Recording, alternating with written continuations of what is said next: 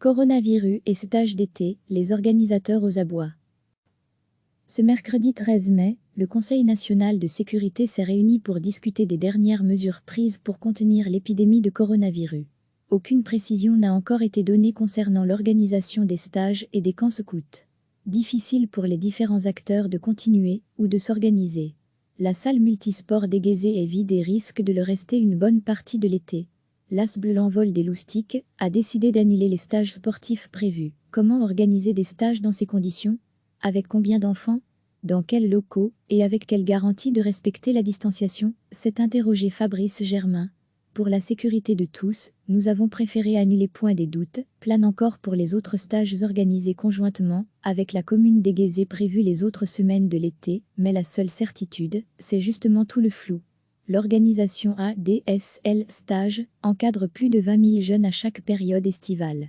Ici, les inscriptions courent toujours, mais demeurent 2 fois moins nombreuses que l'année dernière. Pour une organisation comme la nôtre, c'est un vrai coup dur, car l'été, c'est le moment de notre activité. Nous avons 7 personnes qui travaillent toute l'année pour cela et on ne sait rien, explique Philippe Soleil, son administrateur. Nous ne savons pas si on doit engager les moniteurs, si les écoles qui nous louent leurs locaux vont pouvoir toutes le faire, et même si les stages sont organisés, il est illusoire de croire que des règles de distanciation, comme celles qu'on impose dans les écoles, vont pouvoir être respectées pour des stages, avec des enfants de primaire ou de maternelle. Même incertitude encore pour les camps scouts. Les mouvements de jeunesse ne connaissent pas encore les modalités fixées pour pouvoir, ou non organiser des camps, qui ne ressembleront de toute façon pas à ceux des autres années. La fédération Les Scouts laisse le choix à chaque unité, ils ont la liberté d'annuler, ou non pour des questions d'organisation ou de sérénité, il vaut mieux prendre une décision plus tôt. Nous avons fourni des supports de réunion pour qu'ils prennent des décisions éclairées en bonne entente avec les parents concernés, explique Adrien Mogenet, le porte-parole.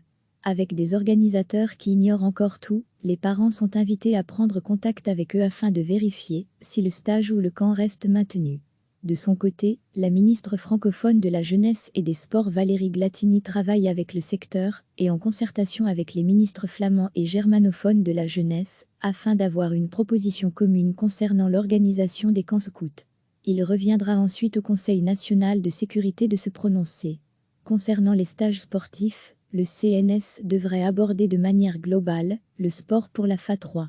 Il reviendra ensuite au CNS et aux experts scientifiques à se prononcer. Nous espérons une décision du CNS et des experts scientifiques d'ici la 3e semaine de mai au plus tard, afin de pouvoir permettre la préparation de ces activités, nous explique son cabinet. Recevez chaque matin l'essentiel de l'actualité. Ce mercredi 13 mai, le Conseil national de sécurité s'est réuni pour discuter des dernières mesures prises pour contenir l'épidémie de coronavirus. Aucune précision n'a encore été donnée concernant l'organisation des stages et des camps scouts. Difficile pour les différents acteurs de continuer ou de s'organiser. La salle multisport d'Aiguezé est vide et risque de le rester une bonne partie de l'été.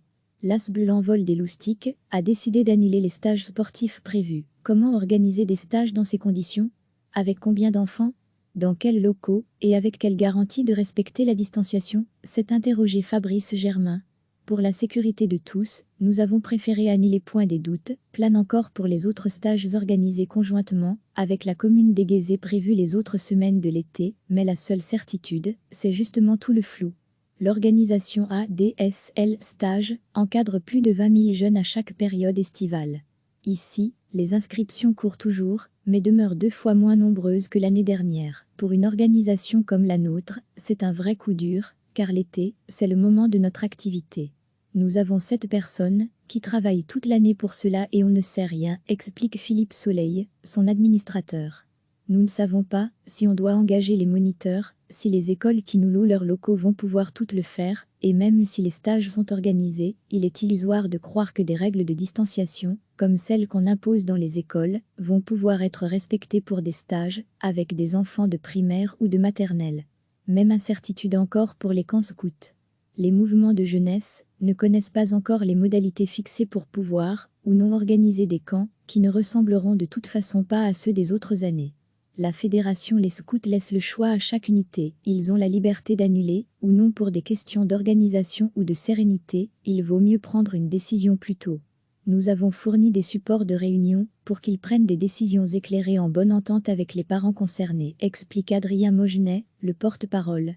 Avec des organisateurs qui ignorent encore tout, les parents sont invités à prendre contact avec eux afin de vérifier si le stage ou le camp reste maintenu.